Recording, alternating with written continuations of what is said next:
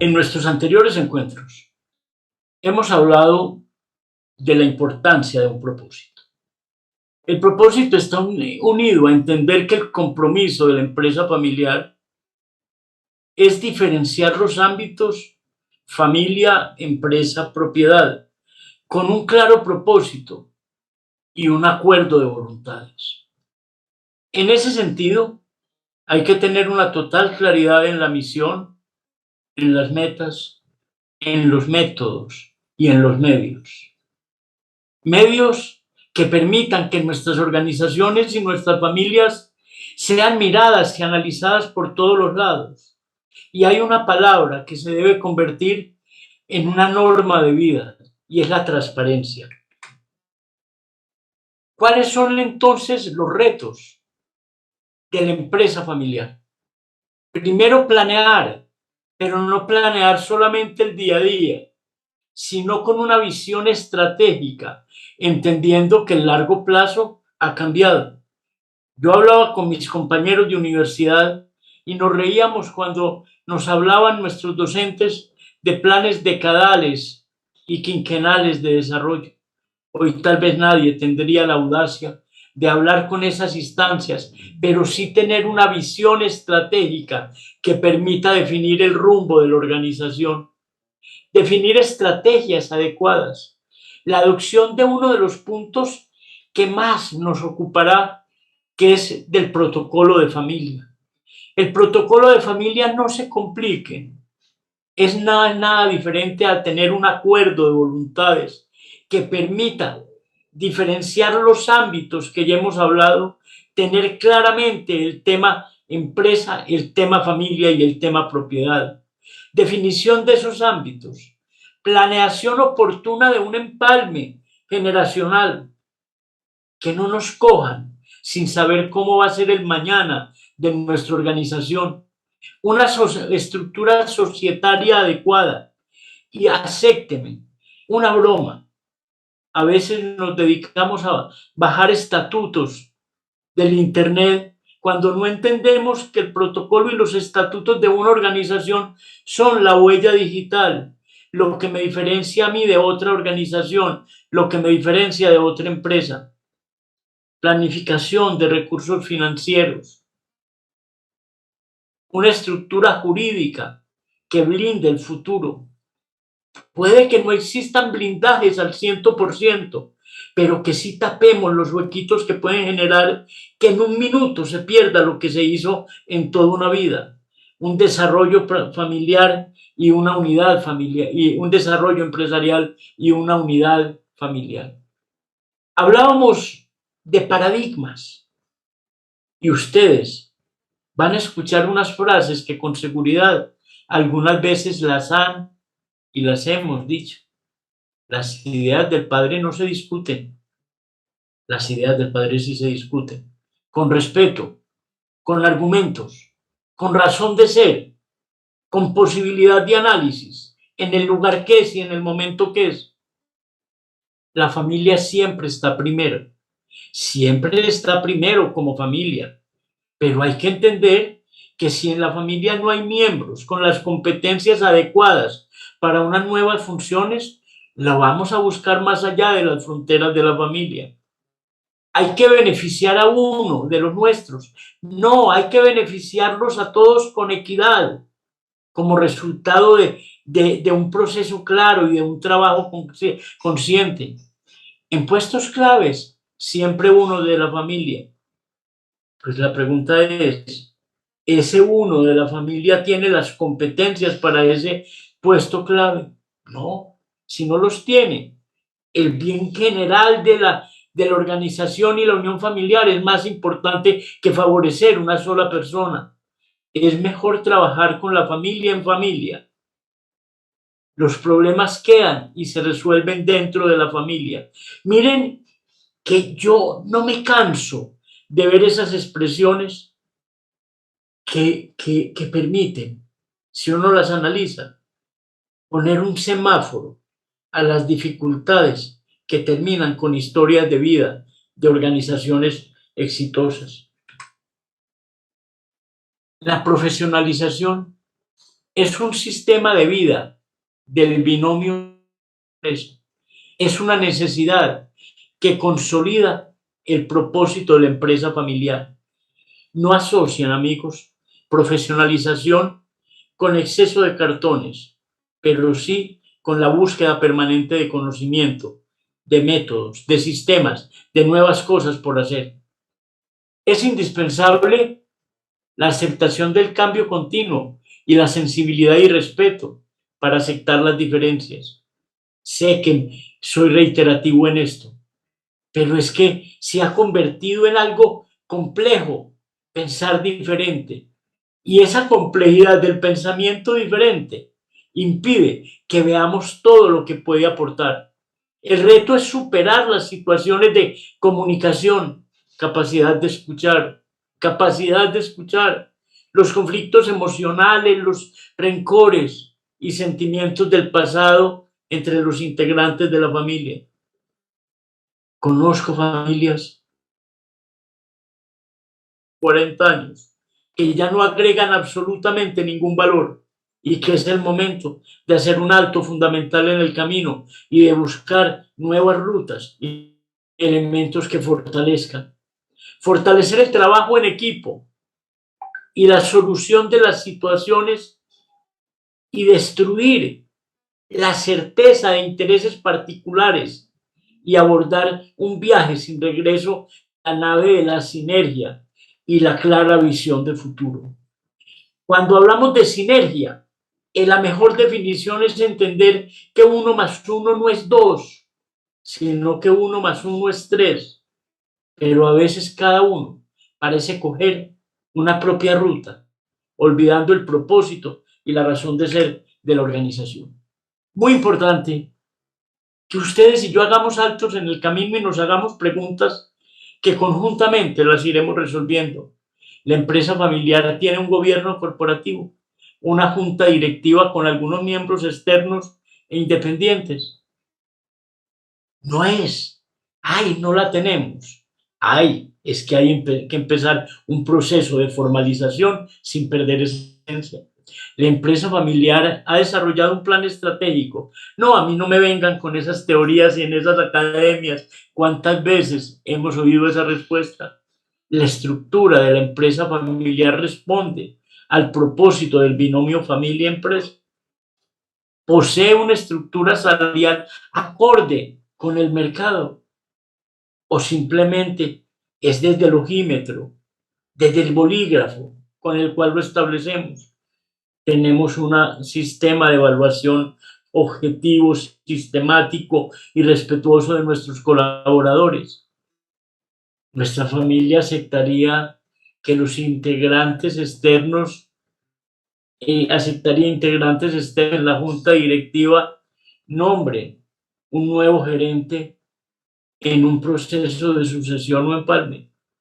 Sé que resulta complejo, pero la invitación es que hagamos una historia pensando en todas estas posibilidades. Las siguientes generaciones entienden y aceptan que para laborar en la empresa familiar deben participar en un proceso que incluye opciones ajenas a la familia. Alguno de los hijos tiene los conocimientos requeridos para asumir estas responsabilidades. La siguiente generación posee experiencia en otras organizaciones, o simplemente queremos repetir lo mismo de lo mismo sin ver nuevas posibilidades. Realizamos formalmente una asamblea de socios, o le decimos a Margarita, nuestra secretaria de 32 años, que monte la misma acta de toda la vida para cumplir con una normatividad legal. Existen actas que validen la tratativa. ¿El revisor fiscal es actuante?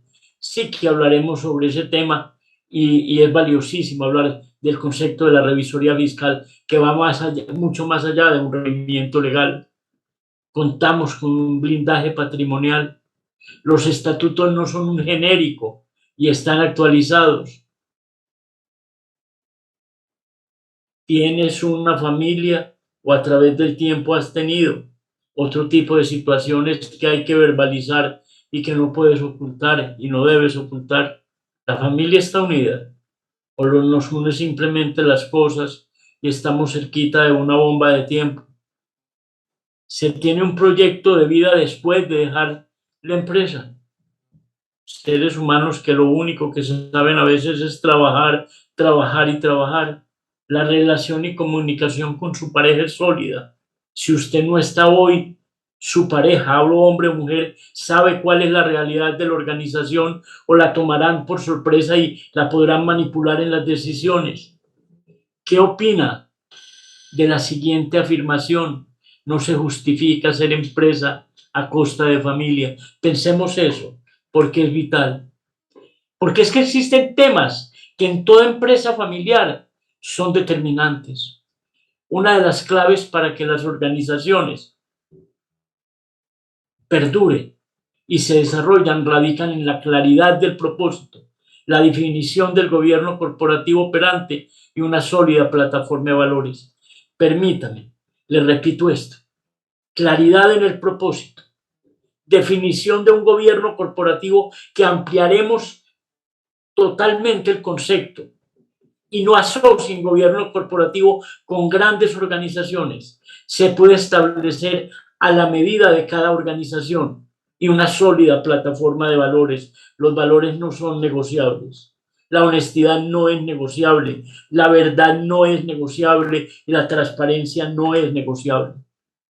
En muchos casos, las situaciones familiares no son abordadas cuando comienzan a vislumbrarse los primeros inconvenientes o confrontación dentro de la familia. Volvemos a hablar lo que hablábamos en alguna oportunidad. Parecemos parientes cercanos de las avestruzas, lo que termina por afectar no solo los vínculos personales y familiares, sino la dinámica de la empresa.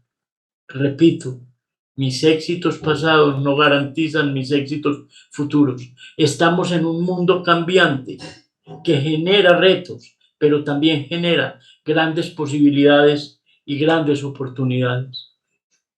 Es fundamental dedicar tiempo para comunicarse y lograr acuerdos. Lograr acuerdos. En los conflictos y la falta de comunicación no gana nadie, ni la empresa ni la unidad familiar. Quiero ser repetitivo, porque este concepto no lo saco de la academia, sino de lo que día a día me toca observar y afrontar. En los conflictos y en la falta de comunicación no gana nadie, ni la empresa ni la unidad familiar. ¿Qué propósito tenemos en común como empresa familiar? Nos hemos sentado a preguntarnos qué nos une, para dónde estamos yendo, qué metas personales tienen los miembros de la familia, con independencia de la empresa. O es que simplemente toda nuestra vida gira alrededor de la empresa. Es importante definir ese propósito, oxigenarse, mirar hacia afuera, aprender de las experiencias de las otras personas y de las otras organizaciones. Vuelvo a repetirles hoy, la vida de la familia y de la organización es una constante escalera. Tal vez el final de la película, no lo sabemos, pero tenemos que involucrar esa brújula que nos vaya a permitir lograr un proceso certero. 2 o 3 elementos para que redondeemos. En el tema de la propiedad, es importante que nos preguntemos de quién o quiénes es la propiedad de la empresa. Y hablaremos en otro escenario del principio de Pareto, que cuestiona un poquito algunos elementos. Los roles de cada integrante de la familia. ¿Cuáles son las aptitudes y competencias que tiene cada uno? ¿Cuáles son los gustos y preferencias que tienen cada uno? ¿Cómo se adaptan las diferencias? ¿Cómo se recompensa a los que sí quieren formar parte de la empresa?